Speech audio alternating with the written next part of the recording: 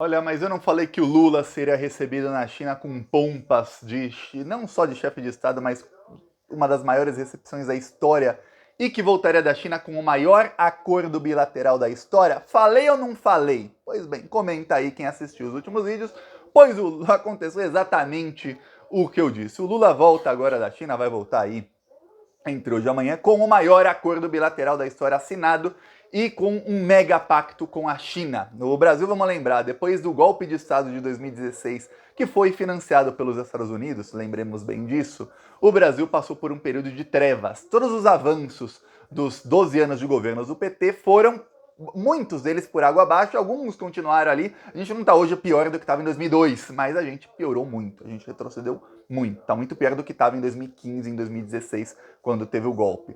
Pois bem, então o Brasil começou a se movimentar na geopolítica e o Lula voltou a fazer geopolítica de gente grande. O Lula está voltando da China com mais de 50 bilhões de reais em investimentos assinados pela China em todas as áreas possíveis e imagináveis. Olha, a China vai investir em tudo no Brasil. Esperava-se que o Brasil ia anunciar a entrada do país na nova rota da seda, e não aconteceu. Olha, o Lula voltou com 50 bilhões em investimentos e nem entrou na nova rota da seda. Quer dizer, ele não assinou o maior pacto com os chineses. Quer dizer, ele está deixando para depois. Eu fiquei embasbacado. Quando eu comecei a ver os acordos do Lula, eu fiquei assim, caraca, o Lula tá jogando como gente grande. Para que eu vou colocar todos os meus ovos na mesma cestinha se eu posso simplesmente ganhar muito daqui e continuar fazendo o jogo de gente grande? Vamos fazer o jogo aqui de um lado, do outro, para ver se a gente consegue. Primeiramente, o que o Lula está querendo é a paz lá no conflito da Ucrânia. Conseguindo isso, aí ele vai ver como é que ele vai administrar o novo jogo geopolítico, porque ele sabe que quando ele faz um movimento desses, do lado de Washington, ou seja, nos Estados Unidos, vai ter um contragolpe. O governo Biden e os governos norte-americanos sempre, isso é uma política de Estado, não depende do presidente, não é de Estado deles, sempre é extremamente agressivo quando eles sentem que algum dos aliados deles pode pender para o lado de algum inimigo estratégico deles. Hoje, o grande inimigo estratégico dos Estados Unidos são a China. Não é de hoje. Eu lembro que em 2021 tivemos 2 reuniões do G7, que são os 7 maiores economias do mundo, excluindo a China, e o tema abertamente, isso foi divulgado para a grande mídia, era o quê? Como isolar financeiramente, economicamente, a China e a Rússia.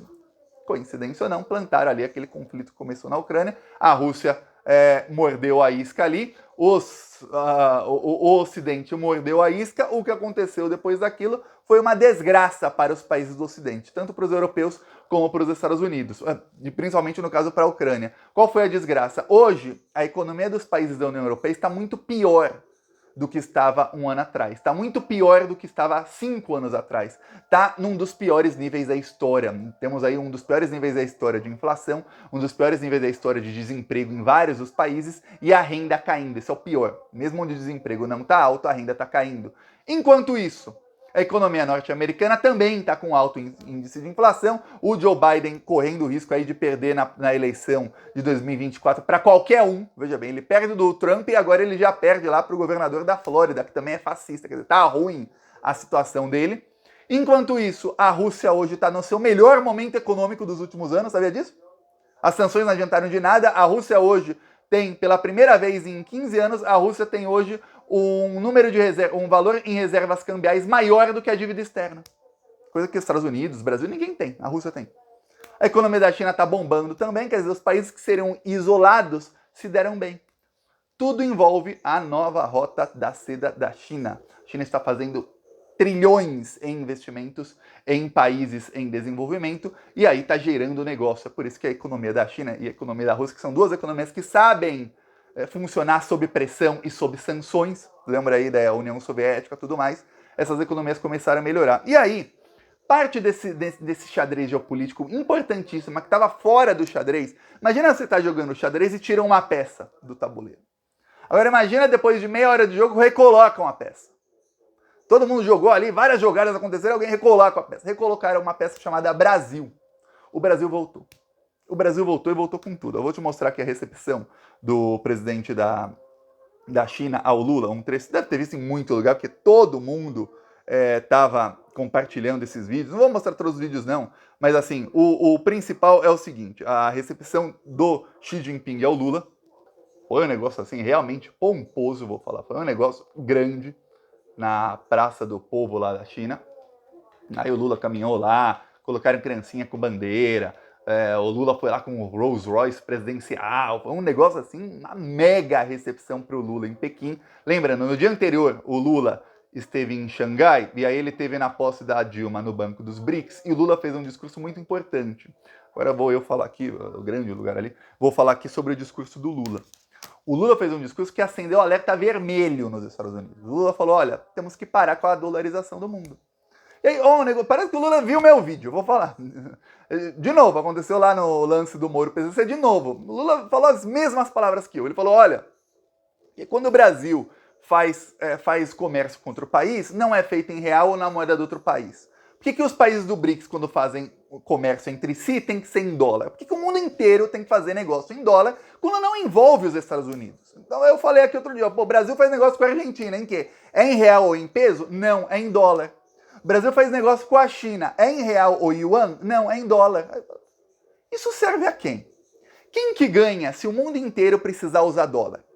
Quem que pode imprimir dólares infinitamente e nunca passa por nenhuma crise econômica? Quando passa pelas crises, sempre faz assim, vamos imprimir mais dólar, dane-se, a gente contém a inflação com alguma medida aí de austeridade, mas a gente mantém o padrão de vida do nosso povo. E a gente continua imprimindo dólar para gastar trilhões e trilhões e trilhões em guerras. Quem é que faz isso? Estados Unidos. Quem é que pode impor sanção a quem bem entender no momento em que bem entender e dane-se a coerência? Estados Unidos. Quem é que bombardeou? Os Estados Unidos, para quem não sabe, os Estados Unidos bombardearam Bagdá, que é a capital do Iraque, por 40 dias. Foram 40 dias de bomba caindo na cabeça de todo mundo, mataram mais de 150 mil pessoas, e aí, o primeiro soldado estadunidense pisou no Iraque. Sabia disso? A Rússia, quando começou lá na Ucrânia, você via que era uma guerra, um negócio horrível ali, mas você via que a Rússia não chegou e falou, não, vamos destruir aqui o país inteiro e depois a gente invade e toma? Não. Você via que a guerra era em determinados pedaços e que você via um prédio destruído aqui, outro ali, mas você não via a destruição. Se você comparar com a destruição que os Estados Unidos fazem, onde eles invadem, é uma loucura. Primeiro eles destroem tudo, quando não tem nada, só tem escombros, aí eles invadem. E aí eles já chegam matando, torturando, tudo mais. É assim. Nunca impuseram sanções contra eles. Por quê? Porque o mundo todo é em dólar. Você vai impor sanção contra o dono do dinheiro? Imagina que você tem ali um lugar de comércio e que tem uma pessoa que assina todos os cheques. Você vai impor sanção a quem assina todos os cheques? Hoje no mundo, quem assina os cheques são os Estados Unidos. É o Lula falou. O mesmo que está se discutindo aí, quem acompanha o Plantão Brasil há muito tempo, há pelo menos um ano, deve lembrar que eu falei isso aqui, que é o quê? O fim da dolarização. Os Estados Unidos estão em pânico com isso. Tem dois motivos. O primeiro, que é o que a grande mídia está veiculando. Eu percebi a estratégia aí desesperada de alguns jornalistas que são pagos para fazer isso. Falar, olha, os Estados Unidos temem o fim de sanções econômicas com a desdolarização. Aí usaram o exemplo da Rússia. Olha, não poderíamos impor sanções à Rússia pelas maldades que estão fazendo com a Ucrânia. Se o mundo não fosse dolarizado. Aí deram um exemplo do Estado Islâmico. Olha, não poderia impor sanções contra grupos terroristas se o mundo não fosse dolarizado. Quer dizer, para você pensar, nossa, que bom que o mundo é dolarizado. Podemos impor sanções contra terroristas, contra esse país aí. Não. O medo dos Estados Unidos não é esse. O medo deles é o seguinte. A partir do momento em que o mundo não é mais dolarizado, é isso que está acontecendo, quem pode começar a sofrer sanção? Estados Unidos. Quando tiver outra crise econômica, quem é que não vai poder fazer assim, imprimindo dinheiro que nem louco? Você já viu em filme quando o cara vai num lugar e fica fazendo assim com dinheiro? É assim que os Estados Unidos fazem com dinheiro. Quem é que não vai mais poder fazer isso? Os Estados Unidos. Quem é que não vai mais ter 7 trilhões para gastar em guerra em 10 anos? A guerra do Iraque custou 7 trilhões de dólares. Quem é que tem tanto dinheiro assim? É fácil quando você pode imprimir. É só imprimir mais. Não vai mais ser. O Lula entendeu o jogo. Aí o Lula falou, olha, a Dilma como presidenta do Banco do BRICS vai ser um banco que vai financiar o desenvolvimento. A gente vai dar uma banana para o FMI. Porque hoje o FMI chega na Argentina, é como fazer no Brasil antes do Lula ser presidente. Se você é um pouquinho mais jovem, até se você tem a minha idade, antes do Lula ser presidente em 2002, até 2002, né, que ele ganhou a eleição, Eu tinha 14 anos, então mesmo se você tiver a minha idade, você não assistia o noticiário. Eu, por acaso, assistia. E eu vou te lembrar, o FMI mandava e desmandava no Brasil. O FMI é um Fundo Monetário Internacional. Aí chegava o Fernando Henrique e falava, olha, eu estou sem dinheiro, já eu vou dar calote nos aposentados. Nossa, por favor, FMI, dá um dinheirinho aqui. Ia lá com uma cumbuca. O FMI falava, olha, tem aqui 10 bilhões de dólares, mas em troca você vai precisar adotar medidas de austeridade. Você vai ter que cortar na carne do seu povo. Você vai ter que tirar o dinheiro do povo. Agora você vai ter que aumentar os juros. Aumenta os juros, dá dinheiro para os bancos. Privatiza aí, privatiza. Não é bom ter empresa pública? Privatiza essa porcaria, a preço de banana. Era isso. Aí o Lula foi lá, pagou a dívida com o FMI, virou credor da FMI, ele começou a emprestar para o FMI, e agora ele fala, para que FMI? Para continuar aí esgoelando, esgarçando, como é que é? Enforcando países pobres? Não, não, não, não. Agora vai ter o Banco do BRICS, com Dilma Rousseff presidenta, para ferrar os Estados Unidos. Aqueles que espionaram a Dilma, isso foi comprovado espionar a Dilma, aqueles que deram o golpe nela, aqueles que prenderam o Lula serão ferrados por eles. Olha só, os humilhados sendo exaltados aí. E a viagem do Lula na China é decisiva para esse jogo geopolítico. Aí eu vou te falar um negócio. Na semana passada foi lá para a China o Macron. Macron é o presidente da França que está enfrentando inúmeros protestos porque ele aí resolveu por decreto acabar com a aposentadoria do pessoal. Lembra da reforma da Previdência? No Brasil teve luta, perdemos, né? Não temos maioria, perdemos a luta, teve a reforma. Lá na França foi por decreto. Estão queimando tudo, tá uma loucura na França, e o Macron foi para a China. Eu vou te mostrar como é que o Macron foi recebido pelo presidente Xi Jinping. Essa aqui é a mesa de reuniões. Tá aqui o Macron, a Ursula Pateta, ela é da União Europeia, ela é a secretária da União Europeia, tá? Ela é a cachorrinha dos Estados Unidos, esse cachorrinho dos Estados Unidos, e aqui no meio o presidente da China. Agora, olha a distância do Xi Jinping para o Macron. Nada a ver com a recepção que ele deu para o Lula e para a secretária de Assuntos Internacionais da União Europeia. Você vê aqui, lembra muito quando o Macron foi encontrar com o Putin, um pouquinho antes da guerra, né, na Ucrânia começar. Foi assim o encontro. Ficaram nessa mesa aqui. Eu adoro como eles usam esse tipo de simbolismo na política internacional, que é para falar, esse cara não é meu amigo. Meu amigo é o Lula, que o Macron não. Só que o Macron saiu da China, e sabe o que fez o Macron? Primeira coisa que ele fala é o seguinte, olha, a gente não pode se tornar meros países que estão aí seguindo as políticas dos Estados Unidos cegamente. A gente tem que pensar mais na Europa mesmo. Quer dizer, o Xi Jinping abriu os olhos do Macron, falou, meu amigo, você está gastando bilhões, você está financiando uma guerra que não adianta nada, você sabe, meu amigo, um país é a maior potência nuclear do mundo, o outro é um paísinho desse tamanho. Você está gastando bilhões para ajudar o paísinho desse tamanho, não vai adiantar nada. Eles vão perder a guerra. Outra, está aumentando a inflação no seu país, a insatisfação do povo com você é enorme, você tem nazistas no seu cangote nesse exato momento, ô Macron, porque a Le Pen, se fosse hoje a eleição, ela não ganhava, não, ela ganhava de lavada do Macron. Você está tendo protesto em mais de 20 cidades no seu país aí, por causa das suas medidas aí que foram impostas pelo mercado financeiro norte-americano. Então, para seguir os Estados Unidos, você se ferrou. Eu não vou falar que ferrou de verde e amarelo, mas você se ferrou das cores aí da França, de azul, branco e vermelho. Você se ferrou bem ferrado, Macron. Você vai continuar fazendo isso aí, sendo cachorrinho dos Estados Unidos? Você tá ganhando o quê com isso?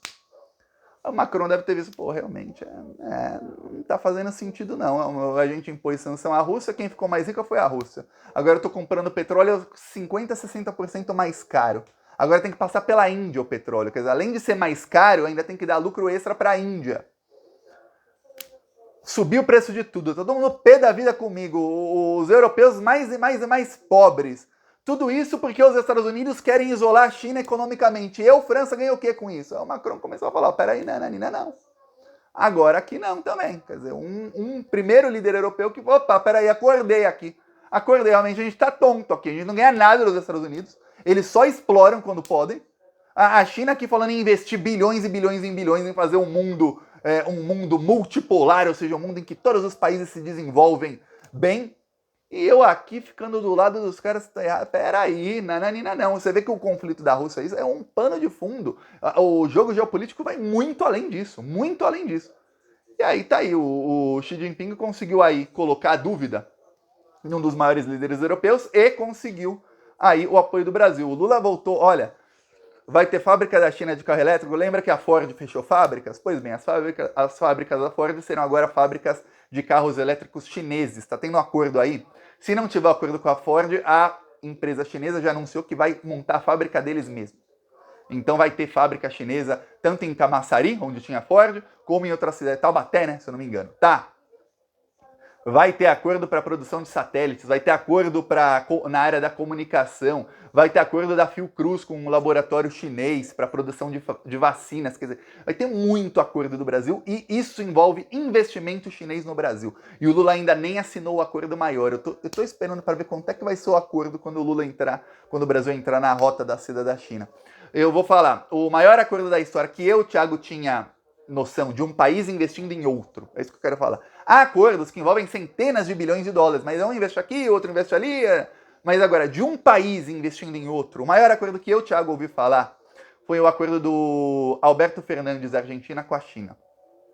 Ele conseguiu, em reais aí, entre 35 a 40 bilhões de reais em investimentos da China na Argentina, e a Argentina entrou na nova Rota da Seda, que é o programa de investimentos chinês. Tá. O Lula conseguiu 50 bilhões e nem entrou na Rota da Seda. Quando ele entrar na Rota da Seda, prepara que ele vai ser mais uns 100 aí bilhões.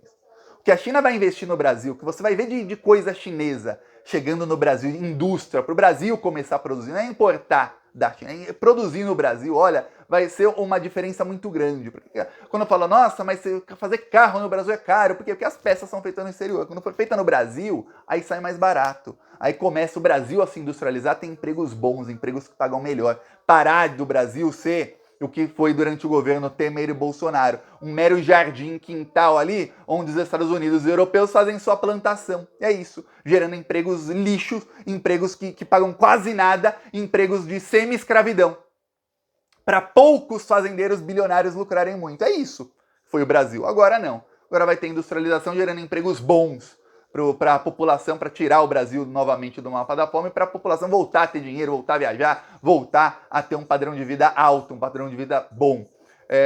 Veremos aí o que vai acontecer, mas vou falar. Lula conseguiu novamente, e eu vou falar, até o pessoal do mercado financeiro do Brasil ficou assim, epa. E não é que o Lula conseguiu, a Globo elogiou. A Globo, ele me deu tilt, falei, tilt. Falei, a Globo tá elogiando. Meu Deus do céu. Peço aí sua inscrição no canal. Falou.